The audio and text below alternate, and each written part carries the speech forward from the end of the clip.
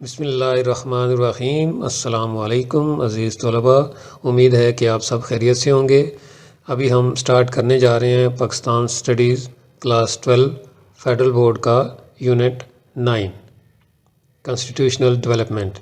یہ unit section 5 کا حصہ ہے۔ سیکشن 5 ہے کانسٹیٹیوشن آف پاکستان، اور اسی یونٹ سے سیکشن 5 سٹارٹ ہو رہا ہے، اور یہ بک ہے نیشنل بک فاؤنڈیشن کی، جو کہ فیڈرل بورڈ کے لیے ہے۔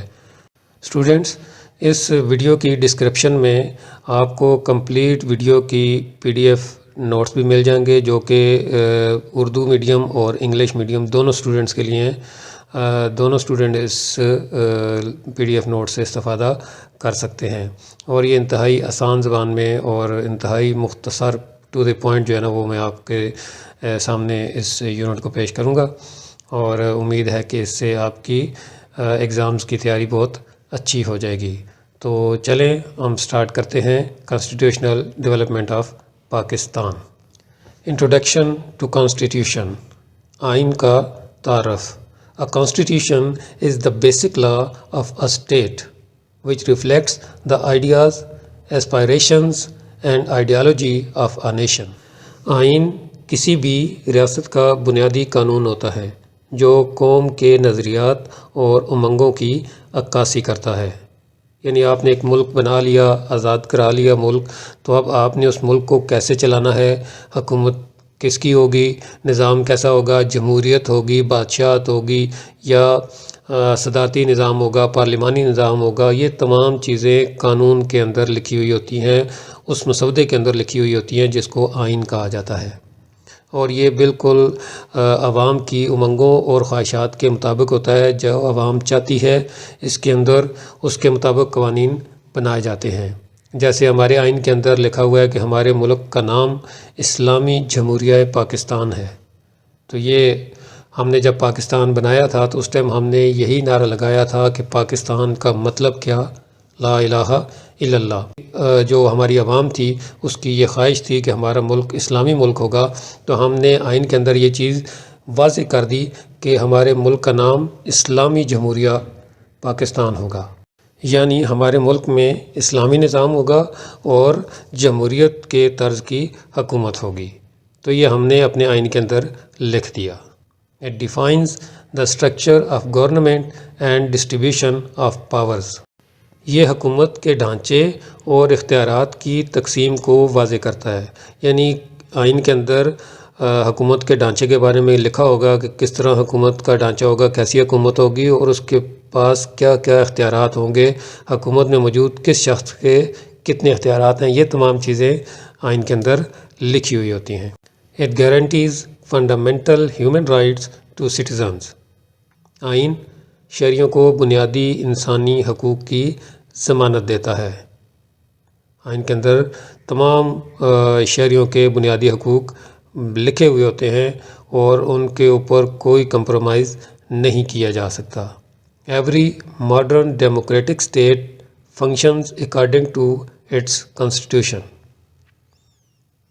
ہر جدید جمہوری ریاست آئین کے تحت کام کرتی ہے، یعنی پورا نظام حکومت یا تمام قوانین بالکل آئین کے اکارڈنگ چل رہے ہوتے ہیں، وہاں پہ کوئی بھی چیز آئین کے خلاف نہیں ہوتی ہے۔ پاکستان's constitutional development passed through several important stages.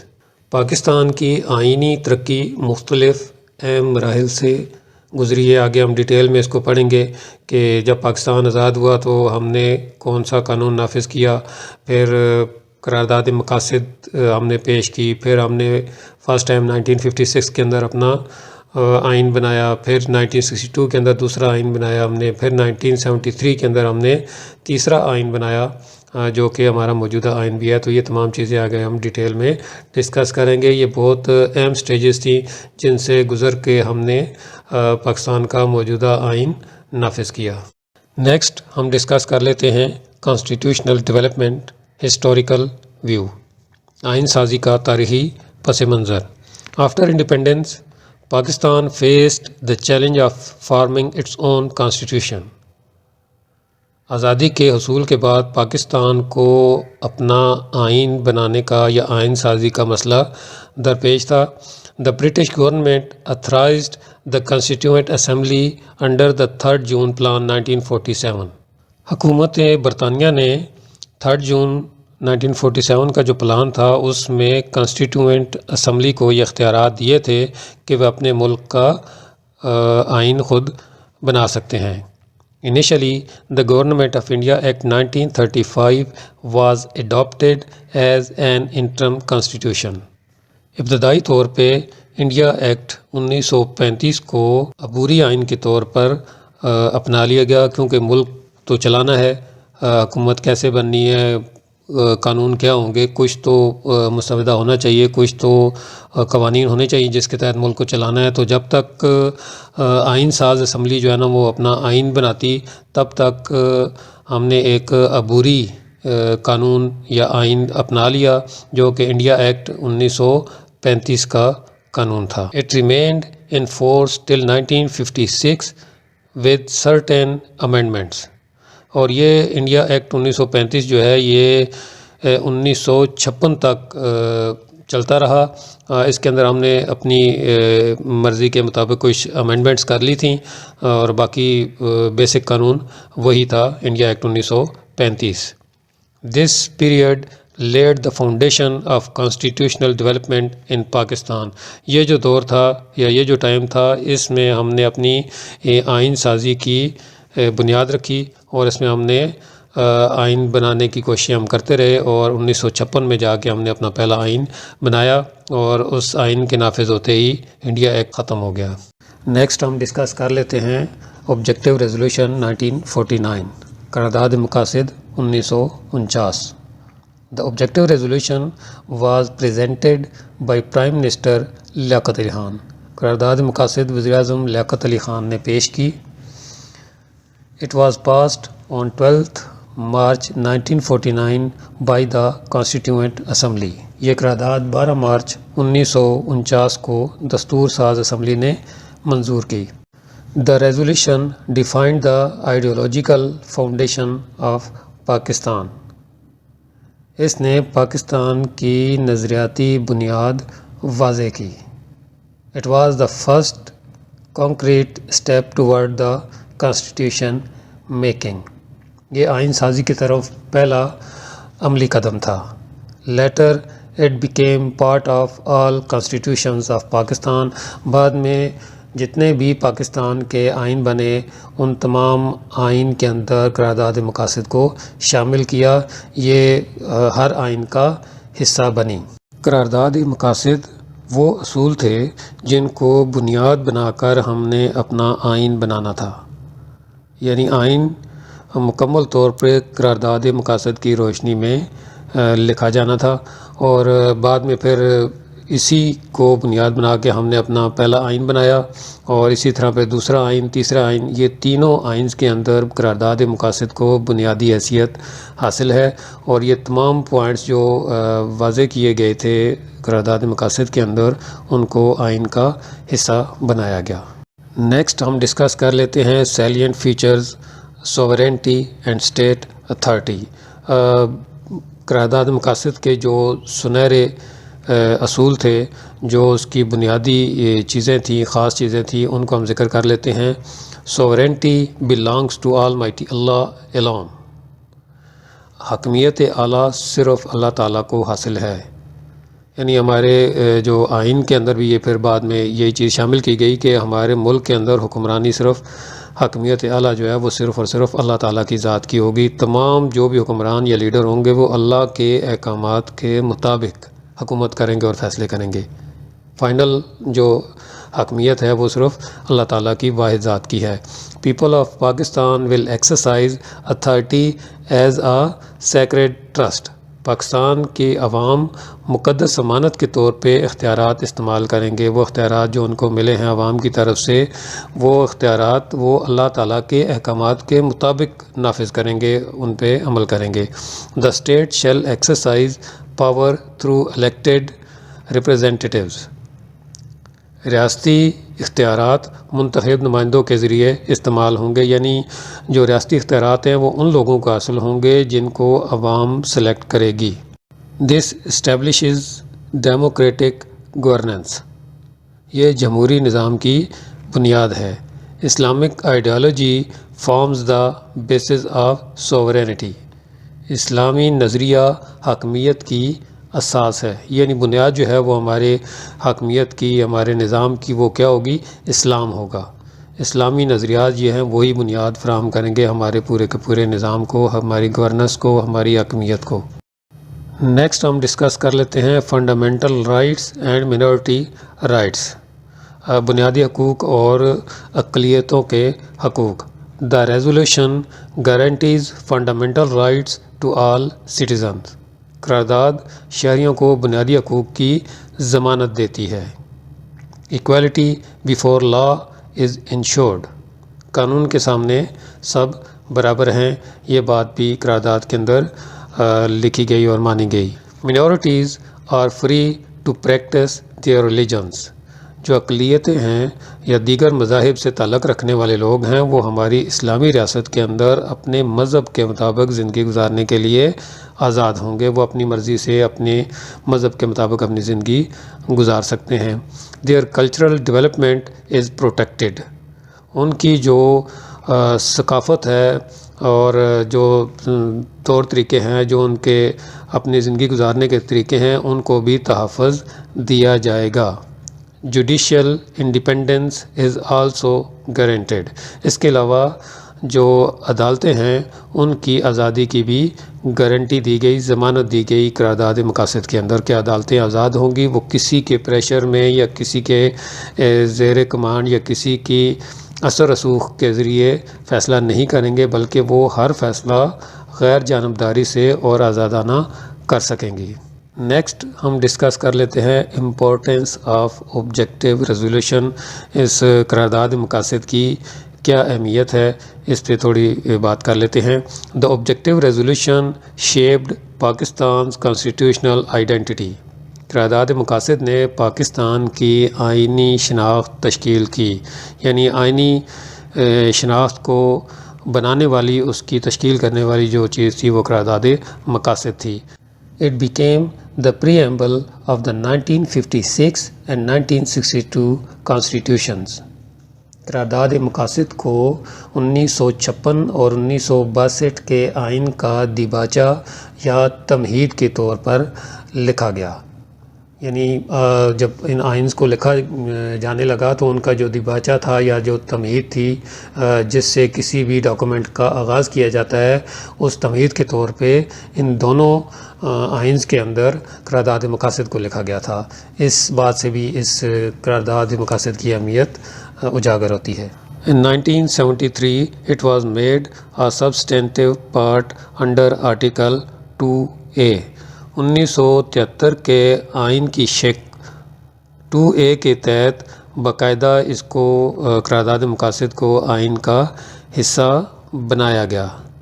It strengthened the Islamic and democratic nature of the state، اس نے اسلامی اور جمہوری کردار کو مضبوط کیا، یعنی اسٹیٹ کے اندر جو ہے نا اسلامی اور جمہوری نظام کو اس نے مضبوط کیا۔ It continues to guide constitutional interpretation، قرارداد مقاصد آج بھی آئینی تشریح میں مدد فراہم کرتی ہے۔ جب بھی ہمیں آئین کی کہیں تشریح کی ضرورت پڑتی ہے تو ہم قرارداد مقاصد سے ہیلپ لیتے ہیں۔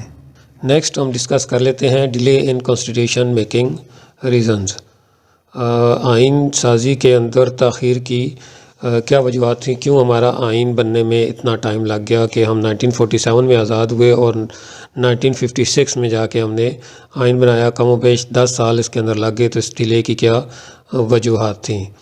Pakistan faced serious initial problems after independence, آزادی حاصل کرتے ہی کیا ہمیں پاکستان کے ساتھ ہی ہمیں بہت سارے سنگین ابتدائی مسائل درپیش تھے۔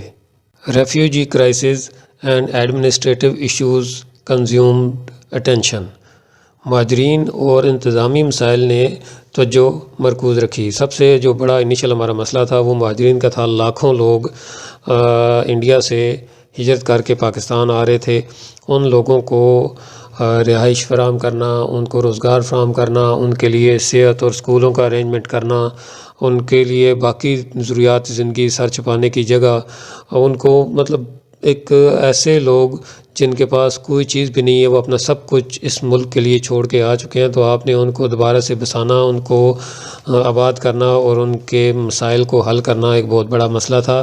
اور اوپر سے انتظامی مسائل بھی تھے۔ انتظامی مسائل کے اندر آپ کے پاس دفاتر تک نہیں تھے، اور ہمارے جو ایڈمنسٹریٹوز تھے جن کو مختلف چیزوں کا انچارج بنایا گیا تھا، ان کو بھی اپنے معاملات میں ایکسپیرینس نہیں تھا، کیونکہ متحدہ جو انڈیا تھا اس کے اندر مسلمانوں کو کسی بھی قابل قدر عہدے پہ نہیں رکھا گیا تھا، تو ایکسپیرینس نہیں تھا اور نئی اسٹیٹ تھی، مسائل زیادہ تھے، تو یہ وہ ساری چیزیں تھیں جو بیسک وجہ تھی آئین سازی میں تاخیر کی۔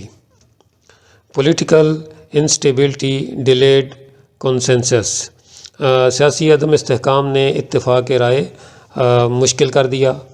Leadership crisis also affected progress, اور لیڈرشپ کی جو ہماری کمی تھی، قیادت کا بحران تھا، اس نے بھی اس ساری چیز کو اثر انداز کیا۔ آپ کو پتہ ہے کہ پاکستان آزاد ہوتے ہی 1 سال کے اندر قائد اعظم رحمۃ اللہ علیہ اس دار فانی سے کوچ کر گئے۔ ان کے جانے کے بعد پھر اتنا بڑا لیڈر کوئی اور تھا نہیں، اور دیگر بہت سارے اس طرح کے مسائل تھے جنہوں نے اس پورے سسٹم کو اپنی لپیٹ میں لے لیا۔ اب ہمارے پہلے وزیر اعظم نواب زادہ لیاقت علی خان، ان کو بھی 1951 میں شہید کر دیا گیا۔ تو یہ وہ سارے مسائل تھے جن کی وجہ سے یہ آئین سازی کا عمل تاخیر کا شکار ہوتا رہا۔ As a result constitution making was delayed, نتیجتاً آئین سازی میں تاخیر ہوئی۔ آپ ان سارے مسائل کو جب دیکھیں گے تو اس سے واضح ہو جاتا ہے کہ کیا حالات تھے اور اتنا اہم کام تاخیر کا شکار ہوتا رہا۔ نیکسٹ ہم ڈسکس کرتے ہیں بیسک پرنسپل کمیٹیز رپورٹس، بنیادی اصولوں کی کمیٹی کی رپورٹس۔ یہ کمیٹی 1949 میں پاکستان کی پہلی دستور ساز اسمبلی نے بنائی تھی۔ اس کمیٹی کو بنانے کا مقصد پاکستان کے آئین کے لیے بنیادی اصول تیار کرنا تھا اور مستقبل کے لیے آئین کی بنیاد رکھنی تھی۔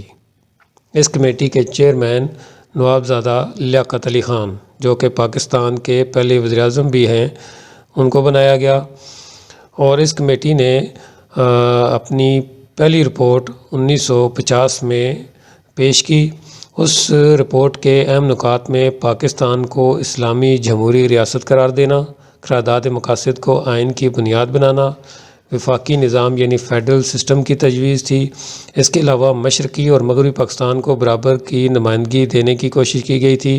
اردو کو قومی زبان بنانے کی سفارش تھی اس میں، اور صدر کو طاقتور اختیارات دیے جانے کی بھی سفارش تھی۔ اور نتیجہ اس کا یہ نکلا کہ عوام نے اس رپورٹ کی سخت مخالفت کی، خاص طور پر مشرقی پاکستان کی عوام نے، اور ان کی جو مخالفت تھی اس کی مین وجہ زبان کا انتخاب تھا کہ صرف اردو کو قومی زبان کا درجہ دیا جا رہا ہے، جبکہ بنگالی زبان کو کوئی اہمیت نہیں دی جا رہی۔ حالانکہ پورا مشرقی پاکستان جو ہے وہ بنگالی زبان بولتا ہے، تو وہ اس پہ اعتراض کر رہے تھے کہ بنگالی زبان کو بھی بنیادی یا قومی زبان کا حصہ بنایا جائے۔ اور اس کے بعد سیکنڈ رپورٹ اس کمیٹی نے 1952 میں پیش کی۔ 1951 میں پاکستان کے پہلے وزیر اعظم کو شہید کر دیا گیا، اور ان کے شہادت کے بعد 1952 میں یہ رپورٹ پیش کی گئی۔ اس رپورٹ کے اہم نکات میں وفاقی نظام کو برقرار رکھنا، 2 ایوانی مقننہ کی تجویز یعنی اپر ہاؤس اور لوور ہاؤس، دونوں حصوں کو برابر نمائندگی دینا، صدر اور وزیر اعظم کے اختیارات میں توازن قائم کرنا، اسلامی شقوں کو مزید واضح کرنا تھا۔ اور نتیجہ اس رپورٹ کا بھی وہی پہلی رپورٹ جیسا ہوا، سخت مخالفت کی وجہ سے منظور نہ ہو سکی۔ اچھا، اس کے بعد محمد علی بوگرا جو کہ پاکستان کے پرائم منسٹر تھے، انہوں نے ایک فارمولہ پیش کیا کہ شاید اس سے مفاہمت ہو جائے اور حالات بہتر ہو جائیں اور ہم اپنا آئین تیار کر لیں، تو اس فارمولے کو اکتوبر 1953 میں پیش کیا گیا. اس پہ بحث وغیرہ ہوئی، لیکن 1954 میں دستور ساز اسمبلی کو ڈیزالو کر دیا گیا. جب اسمبلی ختم ہو گئی تو فارمولہ بھی اور رپورٹس بھی سب ختم ہو گئیں، اور اس طرح ہمارا آئین ڈیلے کا شکار ہو گیا اور 1954 میں بھی آئین نہیں بن سکا. تو چلیں ابھی سلائڈز کے اندر اس کو دیکھ لیتے ہیں کہ اس کے اندر خاص پوائنٹس کیا تھے. میں نے ویسے آپ کو اوور بھی دیا ہے، آپ اس سے بھی اپنے کنسیپٹ کلیئر کر سکتے ہیں. بیسک پرنسپلز کمیٹی رپورٹس، بنیادی اصولوں کی committee reports. The first report was presented in 1950 but rejected. پہلی رپورٹ 1950 میں پیش ہوئی مگر منظور نہ ہو سکی. East Pakistan opposed Urdu as the only national language. مشرقی پاکستان نے اردو کو واحد قومی زبان بنانے کی مخالفت کی. The second report was presented in 1952. اس کمیٹی کی دوسری رپورٹ 1952 میں پیش ہوئی. It suggested a bicameral legislature. اس رپورٹ میں 2 ایوانی مقننہ کی تجویز دی گئی. Disagreements caused further delay. اور اختلافات کی وجہ سے مزید تاخیر ہوئی، یہ بھی رپورٹ منظور نہ ہو سکی. نیکسٹ ہے Muhammad Ali Bogra formula. Muhammad Ali Bogra presented a compromise formula in 1953. Muhammad Ali Bogra نے 1953 میں مفاہمتی فارمولہ پیش کیا. It proposed equal powers for both houses. اس میں دونوں ایوانوں کو برابر اختیارات دیے گئے. Population based representation was introduced. آبادی کی بنیاد پر نمائندگی کی تجویز دی گئی. Urdu and Bengali were declared official languages. Urdu اور بنگالی دونوں کو سرکاری زبانیں قرار دیا گیا. However, the Constituent Assembly was dissolved in 1954. مگر 1954 میں قانون ساز یا دستور ساز اسمبلی جو تھی اس کو توڑ دیا گیا. یہ آلریڈی میں آپ کو بتا چکا ہوں، جس کی وجہ سے یہ فارمولہ بھی کامیاب نہ ہو سکا. نیکسٹ ہے کانسٹیٹیوشن آف 1956 فیچرز. 1956 کا آئین، اس کی خصوصیات. عزیز طلبہ، ابھی میں مختصراً آپ کو پاکستان کے تینوں آئینز کی جو ہے نا وہ خصوصیات بتاؤں گا. باقی ڈیٹیلز جو ہیں وہ ہم جب اس یونٹ کے ایکسرسائز کے کوسچن آنسر کریں گے تو اس میں ڈیٹیل کوسچنز کے اندر یہ پوری تفصیل کے ساتھ ہم آئینز کو ڈسکس کر لیں گے. Pakistan became an Islamic republic. 1956 کے آئین کے مطابق پاکستان کو اسلامی جمہوریہ قرار دیا گیا. Parliamentary system was introduced. پارلیمانی نظام نافذ کیا گیا. There was a unicameral legislature. ایک ایوانی مقننہ قائم کی گئی. Fundamental rights were guaranteed. بنیادی حقوق کی ضمانت دی گئی. Urdu and Bengali were national languages. Urdu اور بنگالی قومی زبانیں قرار پائیں. یہ 1956 کے آئین کی چند خصوصیات تھی. نیکسٹ ہم دیکھ لیتے ہیں کانسٹیٹیوشن آف 1962 انالیسز. 1962 کے آئین کا تجزیہ. Presidential system replaced parliamentary system. پارلیمانی نظام کی جگہ صدارتی نظام نافذ ہوا. آپ جانتے ہیں کہ جب 1956 کا آئین نافذ کیا گیا تھا تو اس کے تقریباً 2 سال بعد جو پاکستان کے پہلے صدر تھے اسکندر مرزا، انہوں نے مارشل لا نافذ کیا اور جنرل ایوب خان کو چیف مارشل لا ایڈمنسٹریٹر بنا دیا گیا. اور 20 دن کے بعد جنرل ایوب خان نے اسکندر مرزا کو بھی صدر کے عہدے سے ہٹا لیا اور صدارت سنبھال لی اور اسکندر مرزا کو جلا وطن کر دیا. اور اس کے بعد ایوب خان نے 1962 میں آئین پیش کیا جس میں پارلیمانی نظام کو ہٹا کر صدارتی نظام نافذ کیا، کیونکہ وہ صدر تھے اور تمام پاورز انہوں نے صدر کے اختیار میں دے دیں.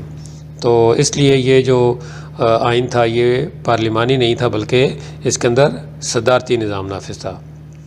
President enjoyed extensive powers. صدر کو وسیع اختیارات حاصل تھے. انڈائریکٹ الیکشنز وار انٹروڈیوسڈ. بالواسطہ انتخابات متعارف کرائے گئے تھے ریفرینڈم ٹائپ کے، بس اس کے لیے صدارتی انتخابات ہوئے 1965 میں۔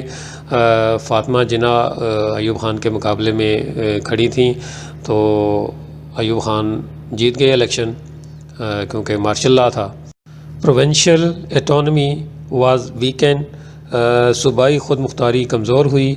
دا کانسٹیٹیوشن واز ایبروگیٹڈ ان 1969، اور 1969 میں اس آئین کو منسوخ کر دیا گیا، اور اس کی وجہ یہ تھی کہ جنرل ایوب خان نے استعفیٰ دے دیا تھا۔ عوامی احتجاج بہت زیادہ ہو چکا تھا اور سیاسی جماعتیں بھی احتجاج میں شامل تھیں، بد نظمی تھی اور مہنگائی بہت زیادہ ہو چکی تھی، اور اس کے بعد پھر جنرل ایوب خان نے 1969 میں اپنا استعفیٰ پیش کیا اور حکومت یا مارشل لا جو ہے نا وہ نافذ کر دیا۔ اس کے بعد جنرل یحییٰ خان نے، جس نے تقریباً 2 سال اور 9 ماہ تک مارشل لا نافذ کیے رکھا، اور اس 1969 میں جب مارشل لا نافذ ہوا تو یہ آئین منسوخ ہو گیا۔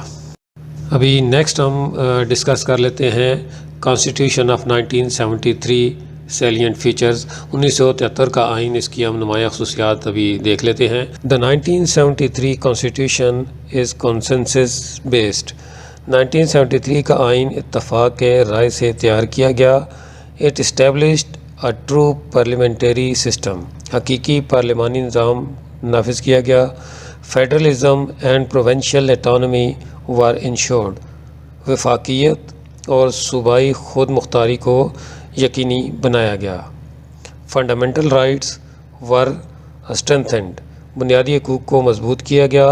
Islamic provisions were expanded. اسلامی دفعات میں اضافہ کیا گیا، ان کو مزید ایکسپینڈ کیا گیا۔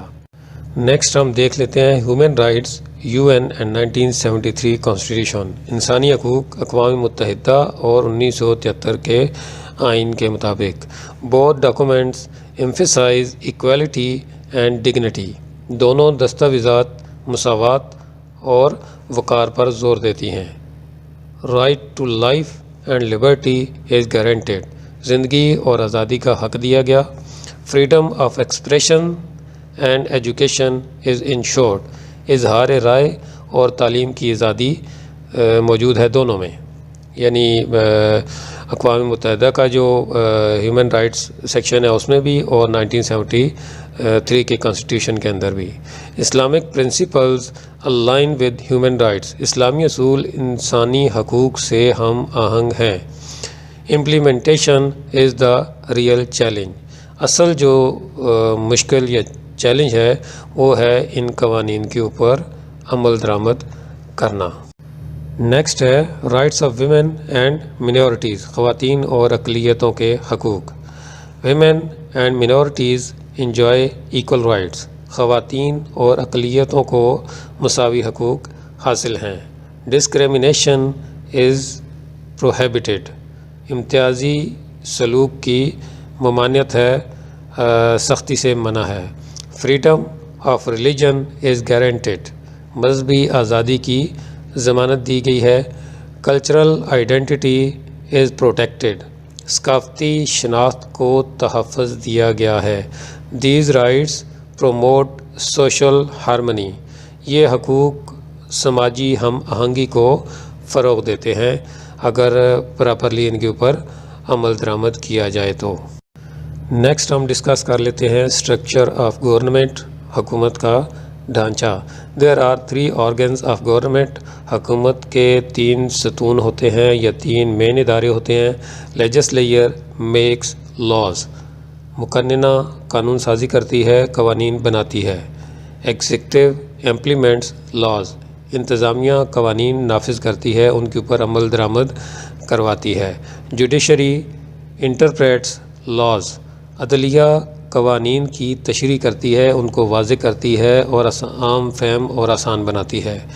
Checks and balances ensures stability. اختیارات کا توازن استحکام پیدا کرتا ہے۔ اگر اختیارات توازن ہوں گے اور ان میں کسی کو آپ نے بے جا فیور نہیں دی ہوگی تو پھر یہ استحکام پیدا کرتے ہیں۔ نیکسٹ ہم دیکھ لیتے ہیں ڈیموکریسی ان پاکستان، پاکستان میں جمہوریت۔ ریگولر الیکشنز اسٹرینتھن ڈیموکریسی، باقاعدہ انتخابات جمہوریت کو مضبوط کرتے ہیں۔ Independent judiciary ensures rule of law, آزاد عدلیہ قانون کی حکمرانی یقینی بناتی ہے۔ فری میڈیا پروموٹس اکاؤنٹیبلٹی، آزاد میڈیا احتساب کو فروغ دیتا ہے۔ ظاہر ہے ساری حقیقت جب عوام تک پہنچے گی، میڈیا کا کام ہے کہ ساری چیز عوام کے سامنے واضح کرنا، اس کے بعد عوام فیصلہ کرتی ہے کہ کیا کرنا ہے۔ اگر میڈیا آزاد نہیں ہوگا تو سچ وہ عوام تک نہیں پہنچ پائے گا۔ Political parties represent public interest, سیاسی جماعتیں عوامی مفادات کی نمائندگی کرتی ہیں۔ سٹیزن پارٹیسپیشن از اسینشیل، شہریوں کی شرکت ضروری ہے۔ اگر شہری شرکت نہیں کریں گے تو نظام فیئر نہیں ہوگا، پھر وہاں پہ گڑبڑ ہوگی اور حقوق نہیں ملیں گے۔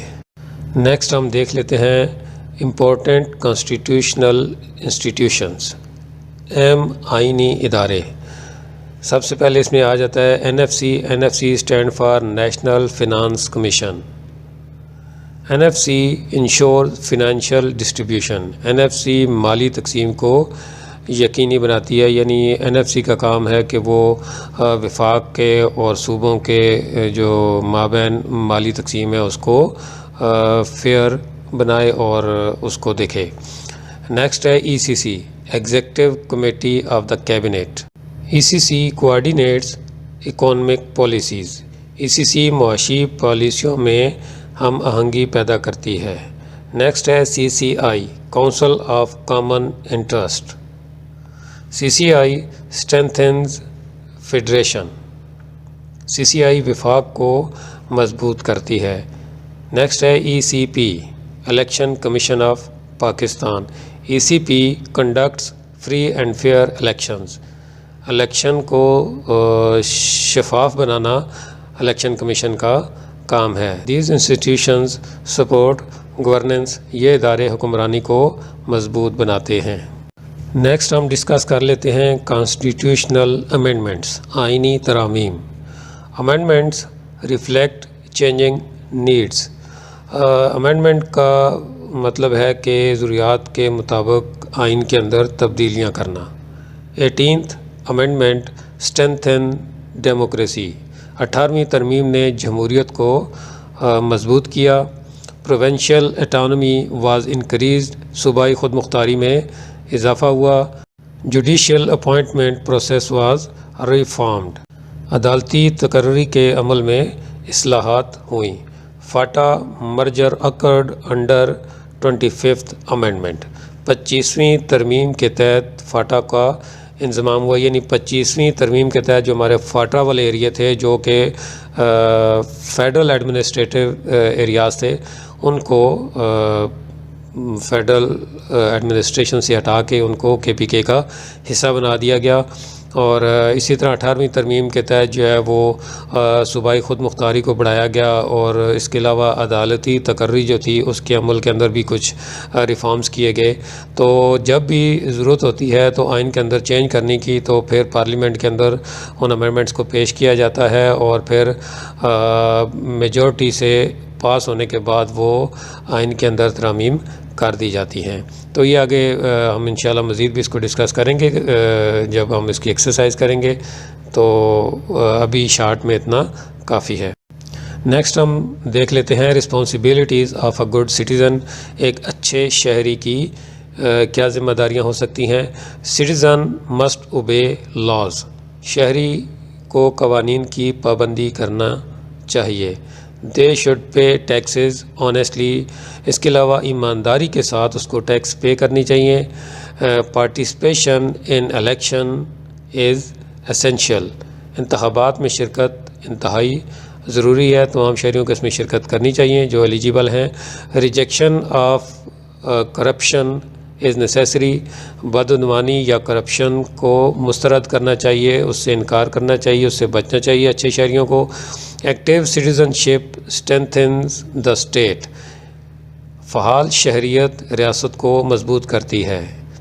اگر شہری یا سٹیزن فعال ہوں گے، ایکٹیو ہوں گے، ہر کام ٹائملی کریں گے اور اچھے سے رسپانس دیں گے تو وہ ریاست کو مضبوط کرنے کا سبب بنیں گے۔ اب لاسٹ میں ہم اس پورے یونٹ کا ایک مختصر سا خلاصہ کر لیتے ہیں۔ فیوچر آف کانسٹیٹیوشن، آئین کا مستقبل۔ دا 1973 constitution provides a strong frame work. 1973 کے آئین نے ایک مضبوط فریم ورک فراہم کیا۔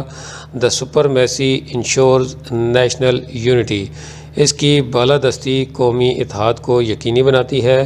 ٹرو امپلیمنٹیشن از دا کی، اور حقیقی جو نفاذ ہے وہی اصل کامیابی کی کنجی ہے۔ Democracy flourish through constitutional rule, آئینی بالادستی سے جمہوریت پروان چڑھتی ہے۔ A strong constitution guarantees a stable Pakistan, مضبوط آئین مستحکم پاکستان کی ضمانت ہے۔ تو عزیز طلباء، اس کے ساتھ ہی ہمارا یونٹ 9 مکمل ہوتا ہے۔ انشاءاللہ بہت جلد میں یونٹ 10 بھی اپلوڈ کر دوں گا۔ یونٹ 9 سے متعلق آپ کا کوئی بھی سوال ہے تو آپ کمنٹ سیکشن میں پوچھ سکتے ہیں۔ انشاءاللہ میں پوری کوشش کروں گا کہ آپ کو اس کا ٹائملی جواب دے سکوں۔ اللہ حافظ۔